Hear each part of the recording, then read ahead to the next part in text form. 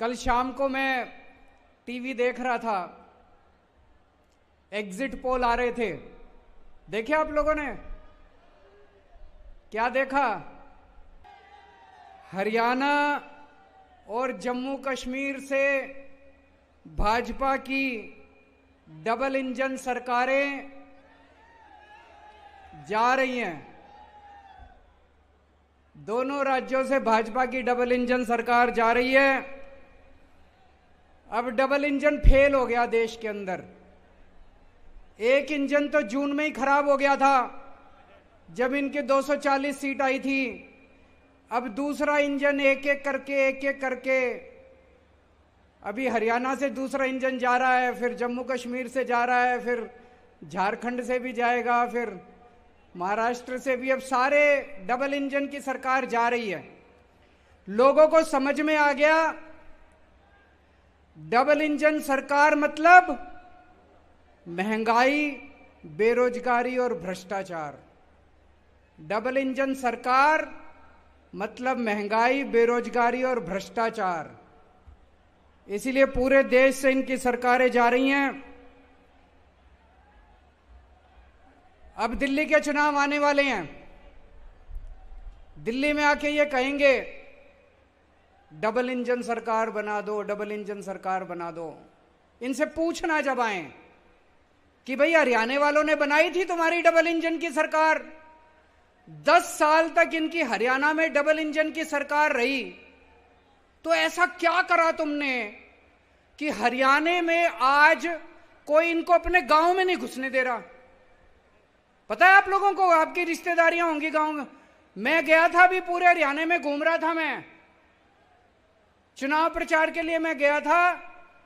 भाजपा वालों को गांव के अंदर नहीं घुसने दे रहे। मतलब जैसे धक्के मार मार के लोग मोहल्ले में नहीं घुसने दे रहे, गलियों में नहीं घुसने दे रहे, गांव में नहीं घुसने दे रहे। तो डबल इंजन की सरकार तुम्हारी हरियाणा में बनाई थी। ऐसा क्या कर दिया तुम लोगों ने कि हरियाणा वाले अब तुमको दुत्कार के भगा रहे हैं अपने अपने गांव से? उत्तर प्रदेश में 7 साल से डबल इंजन की सरकार है। कुछ तो गड़बड़ करी होगी तुमने कि आधी सीट रह गई तुम्हारी लोकसभा के अंदर उत्तर प्रदेश से। क्या गड़बड़ करी तुम्हारी डबल इंजन ने? मणिपुर में इनकी डबल इंजन की सरकार है। 7 साल से जल रहा है मणिपुर, पिछले 2 साल से जल रहा है। तो ऐसी डबल इंजन की सरकार चाहिए कि मणिपुर बना दें हर राज्य को? तो अगर ये आए आपके पास और कहें डबल इंजन की सरकार चाहिए, तो बोलना बिल्कुल नहीं बनानी डबल इंजन की सरकार। थक गया ये देश डबल इंजन की सरकार से। डबल इंजन का मतलब है डबल लूट, डबल भ्रष्टाचार। मोदी जी के एक दोस्त हैं, नाम पता है सब लोगों को? एक ही कहते हैं मोदी जी कहीं भी विदेश जाते हैं, उनके पीछे पीछे वो जाता है और उनके लिए ठेके इकट्ठे करके लाते हैं। देश में जितने काम है सारे उनको दे रहे हैं। केंद्र सरकार में जितने ठेके हैं सारे उसको मिलते हैं। कौन है? तो डबल इंजन की सरकार इसलिए चाहिए कि केंद्र के तो सारे ठेके दे दिए, अब राज्यों के ठेके भी देने हैं उनको, इसलिए इनको डबल इंजन की, डबल लूट की सरकार चाहिए इन लोगों को। अभी आएंगे आपके घर में, आएंगे चुनाव में और कहेंगे जो जो केजरीवाल ने किया वो सारा काम हम करेंगे। अभी कह रहे हैं, ये जा रहे हैं जगह जगह, जो जो केजरीवाल ने किया सारा काम हम करेंगे। तो उनको कहना फिर तुम्हारी क्या जरूरत है? केजरीवाल है ही हमारे सारे काम करने के लिए, फिर इनकी क्या जरूरत है? चलो इनको एक मौका देते हैं। इनसे ये पूछना, केजरीवाल ने बिजली फ्री कर दी, आज इनकी 22 राज्यों में सरकारें हैं। इनसे पूछना एक राज्य बता दो जहां तुमने बिजली फ्री करी हो। एक राज्य बता दो। गुजरात में, राजस्थान में, मध्य प्रदेश में, छत्तीसगढ़ में, उत्तर प्रदेश में, उत्तराखंड में कहीं इन्होंने बिजली फ्री करी हो? इनकी 22 राज्यों में सरकार है। हमने दिल्ली के अंदर गरीबों के लिए शिक्षा शानदार कर दी, सरकारी स्कूल अच्छे कर दिए। ये आए आपके पास और कहें हम केजरीवाल के सारे काम करेंगे। इनसे पूछना कौन से राज्य के अंदर तुमने स्कूल ठीक करे? गुजरात में 30 साल से इनकी सरकार है, एक स्कूल दिखा दो। मैं गुजरात गया था प्रचार करने के लिए पिछली बार 2 साल पहले, एक स्कूल नहीं मिला जो इन्होंने ठीक करा। गरीबों की शिक्षा का सत्यानाश कर दिया इन लोगों ने।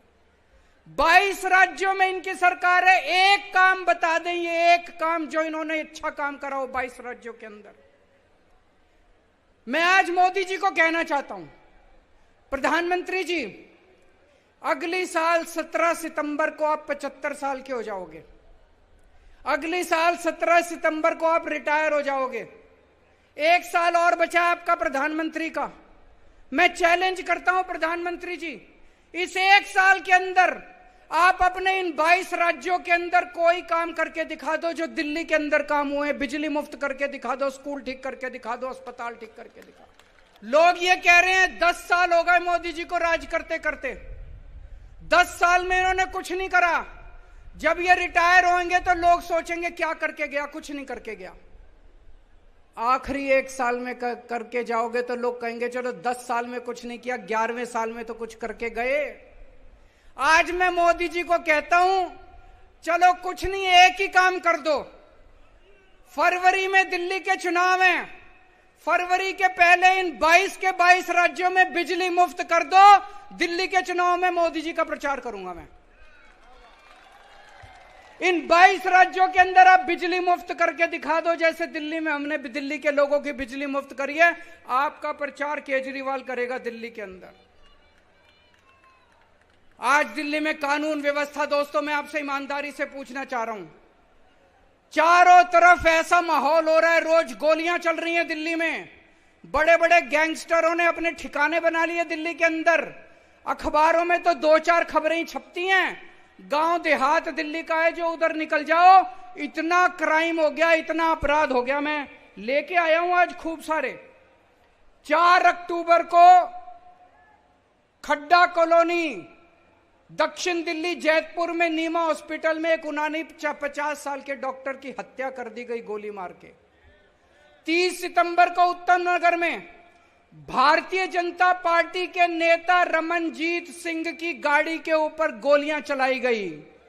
29 सितंबर को नांगलोई में दिल्ली पुलिस के एक कांस्टेबल ने एक शराब माफिया की गाड़ी रोकने की कोशिश की और उस शराब माफिया के ऊपर गाड़ी चढ़ा के उसकी हत्या कर दी गई।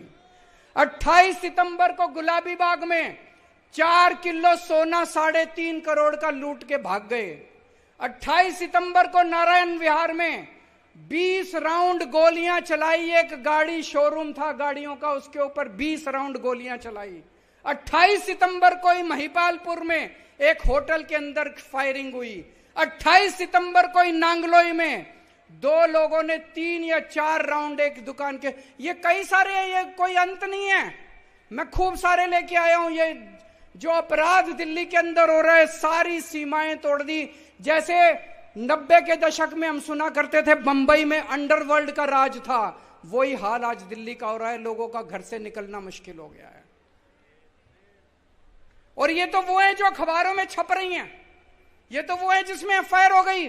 मैं आपसे पूछना चाहता हूं, कितनी ऐसी घटनाएं हैं जो पुलिस के पास जाती नहीं है या पुलिस एफआईआर ही नहीं करती? कितनी घटनाएं ऐसी हैं दिल्ली के अंदर? आज आम आदमी का सुरक्षित जीना मुश्किल हो गया है।